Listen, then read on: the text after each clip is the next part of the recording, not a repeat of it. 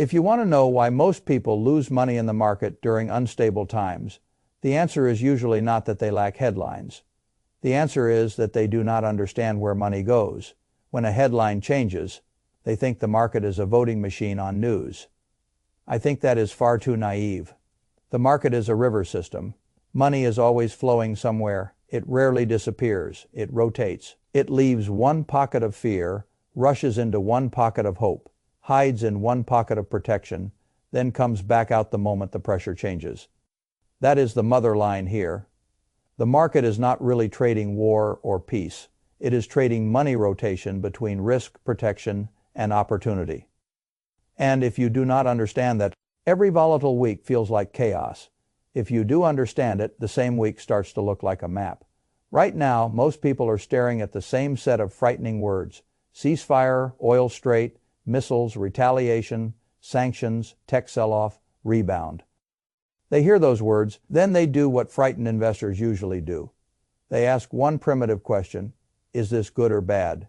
That is the wrong question. The better question is this: if this path holds, where does money go next?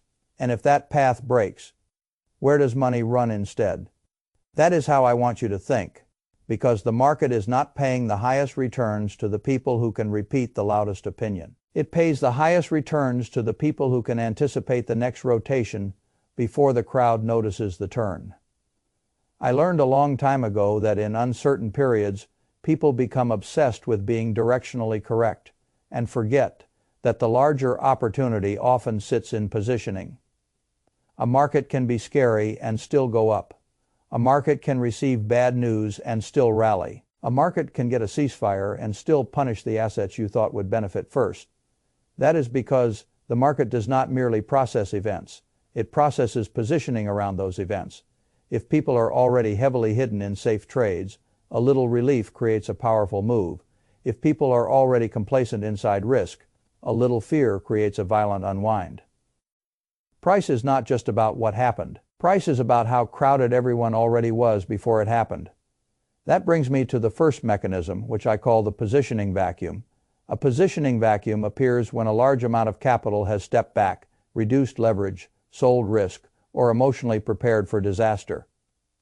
In plain English, the crowd is underinvested, cautious, and leaning the same way at that point. The market does not need perfect news to rise. It only needs news that is less catastrophic than feared. That is a very expensive lesson for people who think markets move only on fundamentals.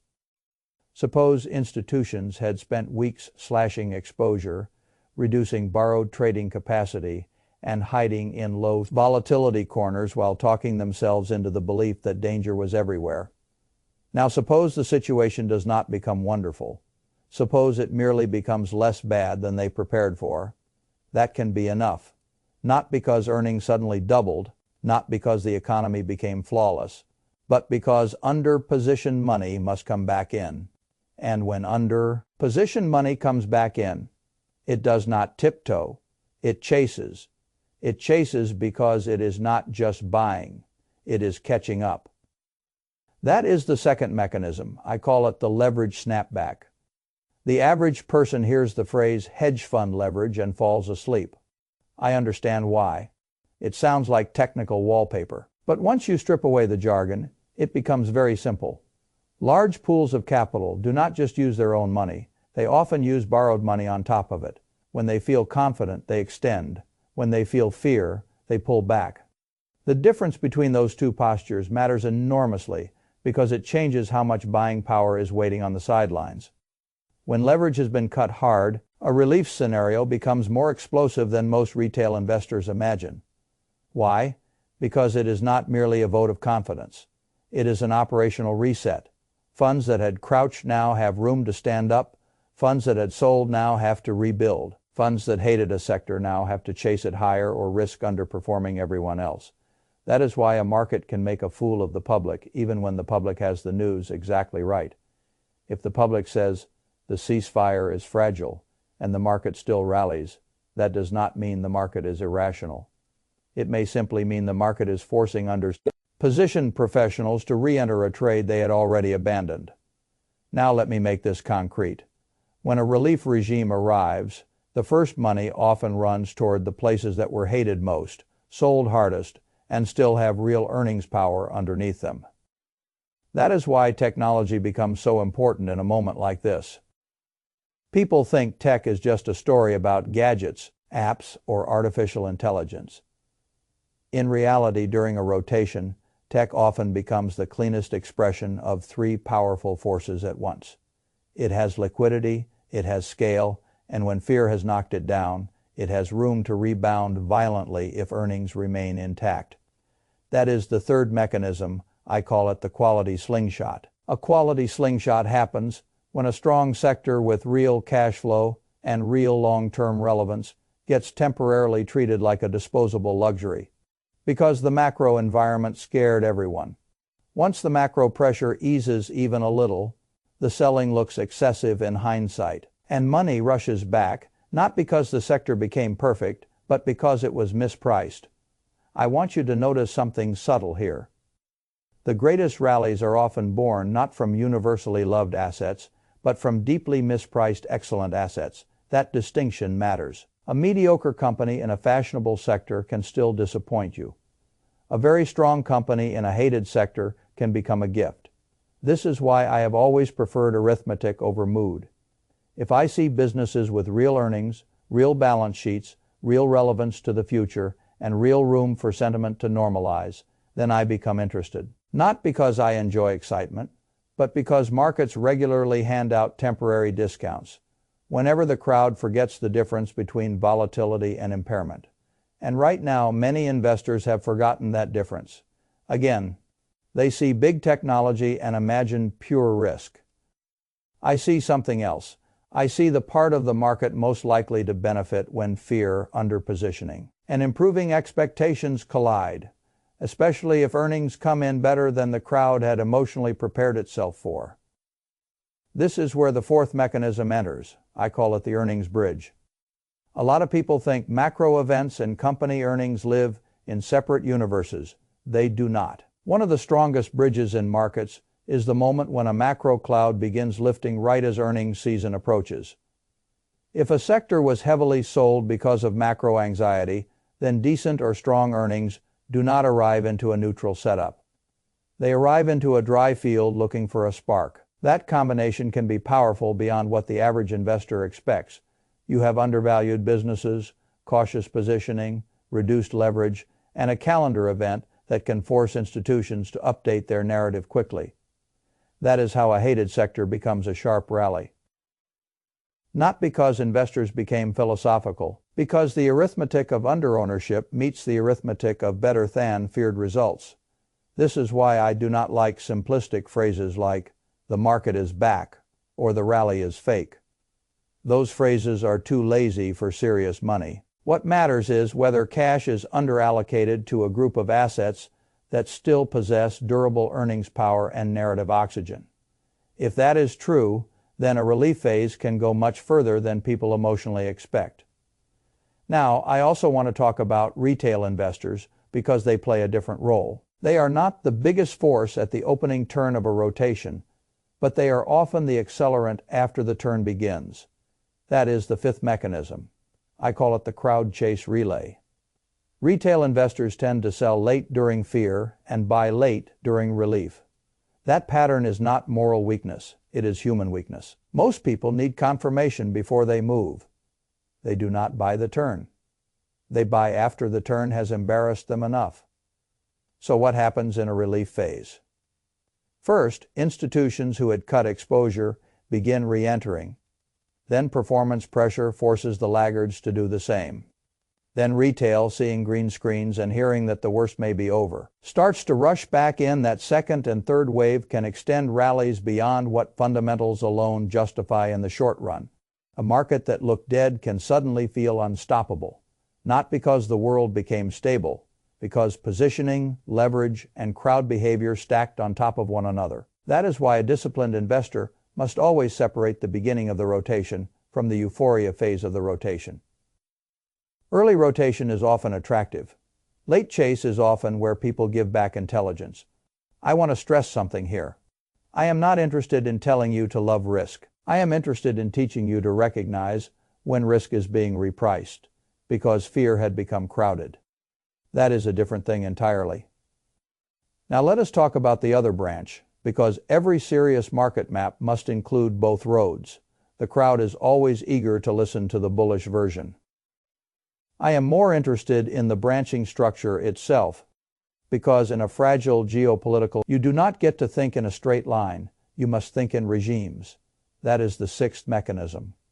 I call it the forked river.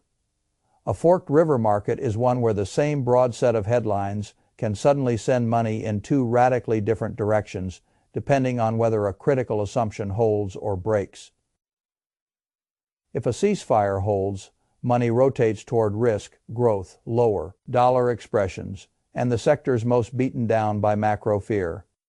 If a ceasefire breaks, money rotates toward protection, commodity stress, tighter financial conditions, and the sectors that directly benefit from sustained conflict or supply shock.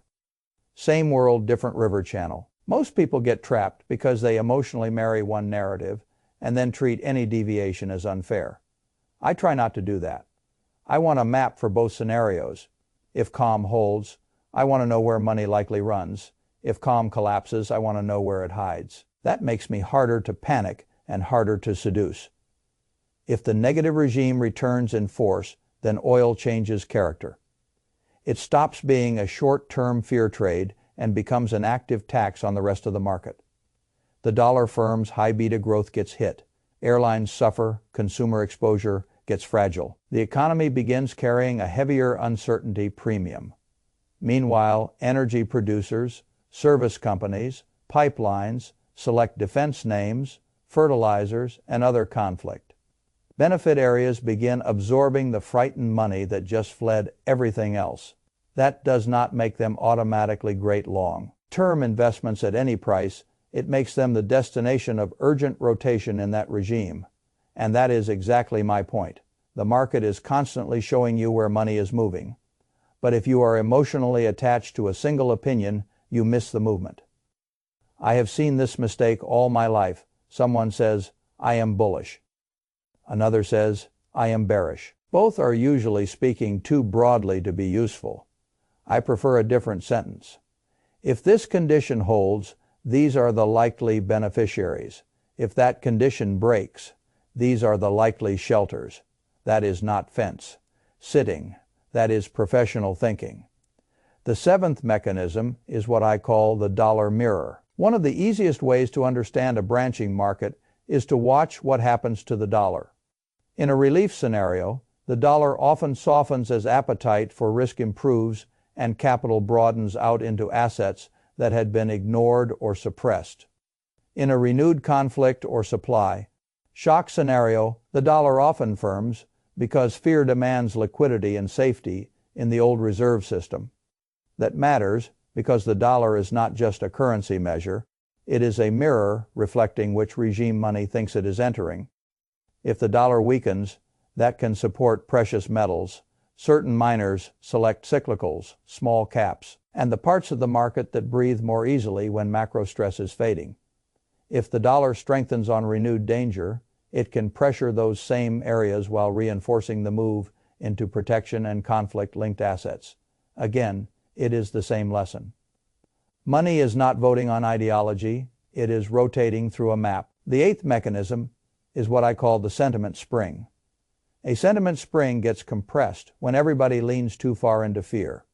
The more compressed it becomes, the more forceful the rebound can be once pressure eases. This is why some of the best forward returns appear not when people feel good, but when they feel exhausted, embarrassed, and defensive. Historically, deeply negative positioning has often been followed by surprisingly strong multi-month returns, not because the world suddenly became good, but because price had already absorbed too much pessimism. I have always liked that setup, not because it guarantees success, it never does, but because it creates a skewed field in which the emotional crowd is underprepared for normalization. That is where opportunity hides. If you give me a market where institutions are cautious, leverage has been cut, retail sentiment is ugly, quality sectors have been hit, and the next major catalyst could plausibly come in better than feared, I do not need perfect clarity to become interested. I only need to know that the spring is compressed. And if the spring is compressed, I do not want to be standing too far away when it releases. Now, let me tell you what I believe the average investor still gets wrong about all this. They think their job is to be faster at news. It is not. The institutions already see more notes, more calls, more models, more channels, more interpretations, and more scenario trees than you ever will. Trying to beat them at news consumption is a bad business. What you can beat many people at is clarity of framework. You can understand the structure better than they do. You can resist emotional whipsaw better than they do. You can think in regimes rather than slogans. You can learn where money tends to rotate and refuse to become dramatic every time the screen changes color. That advantage is real. I call it structural calm. Structural calm does not mean you feel nothing. It means you know where the important pressure points are. It means you understand that fear, relief, leverage, dollar direction, earnings season, and sector positioning are part of the same operating system. Once you understand that system, you stop staring at a market swing and ask, why is this happening? You begin asking, which channel is opening? That question makes you much more dangerous as an investor. Let me now speak plainly about the sectors, because people always want names for the river channels. In a sustained relief regime, I would expect money to migrate first toward the places most unfairly beaten down by fear and most capable of snapping back on decent earnings. Big technology fits that description beautifully. The largest growth franchises, artificial intelligence leaders, select semiconductors, parts of the NASDAQ complex, and even smaller higher beta corners can all benefit as under-positioned funds, and skeptical managers are forced to rebalance. Small caps can also become interesting in that world because relief in rates, oil, and macro stress changes the oxygen supply for businesses that are more sensitive to financing conditions and sentiment. Financials can benefit too if earnings and macro expectations align, especially after periods in which the crowd treated them like an infection rather than an asset class. Consumer discretionaries and certain housing linked names may also catch a bid as the market reopens to the idea that the world does not have to end for stocks to rise. Precious metals and miners can participate through the dollar channel if the currency eases and risk appetite broadens. That is one river. If the opposite river opens, the map changes fast. Now the question is not where optimism returns, it is where fear seeks efficiency. Energy exposure becomes more direct. Oil service names and pipelines become more relevant. Defense spending narratives harden. Fertilizer and supply, shock beneficiaries matter more. Airlines and fuel-sensitive travel exposures can become dangerous very quickly. High beta risk gets punished. Dollar strength tightens the whole environment. Gold and silver can behave differently depending on whether the dollar strength or the inflation fear protection bid dominates, which is why simplistic one-line rules tend to fail at the edges. That is why I keep coming back to the same phrase. Do not marry the headline. Follow the river. Now, there is another level to this that I think matters enormously for long-term wealth. The market is divided into sectors because money is divided into priorities. During uncertain times, capital does not ask, is everything good or bad? Capital asks, what is the next best destination under these conditions? That is the ninth mechanism. I call it relative refuge. Relative refuge is one of the most powerful ideas in markets. Nothing needs to be perfect. It only needs to be more attractive than the alternatives under the current regime. A sector can rally not because it is flawless, but because money sees it as the least bad place to go next. A sector can collapse not because it is permanently broken, but because money found a better refuge elsewhere. This is why opportunity never disappears completely. Even when the broad market looks ugly, it just moves. When people tell you the market is terrible, what they often mean is that they do not know where the refuge moved, that ignorance feels like helplessness. But the refuge is always somewhere, maybe in select growth, maybe in metals, maybe in small caps, maybe in defense, maybe in pipelines, maybe in utilities, maybe in a region, a factor, or a style that the headlines barely mention, but it is somewhere. That is why I like volatile periods more than many people do. They are uncomfortable, yes, but they also reveal the money map much more clearly than quiet markets. In calm markets, everything drifts and investors grow lazy. In volatile markets, the river exposes itself. You can see the channels, you can see who is trapped, you can see where the panic is, you can see what was underowned, you can see what the crowd has started chasing too late. Volatility is unpleasant for people who need certainty. It is useful for people who need information. That brings me to the 10th mechanism, the late comfort penalty. The late comfort penalty is what most retail investors pay over and over. They wait until the narrative becomes emotionally safe. Then they buy the thing that already moved. They refuse to build a plan while conditions are still unstable. So they end up buying relief after the easy part of the relief already occurred. Then, when the next scare comes, they sell the same assets they bought late because now those assets feel dangerous again. That pattern is not investing. It is emotional outsourcing. It is letting the market tell you what to think after the money already moved. I want something better for you. I want you to get comfortable with branch-based thinking. If this, then likely this. If that, then likely that. Not because branch maps make you omniscient. They do not. They make you less fragile. They give you a structure. They keep you from needing the world to become simple before you can act.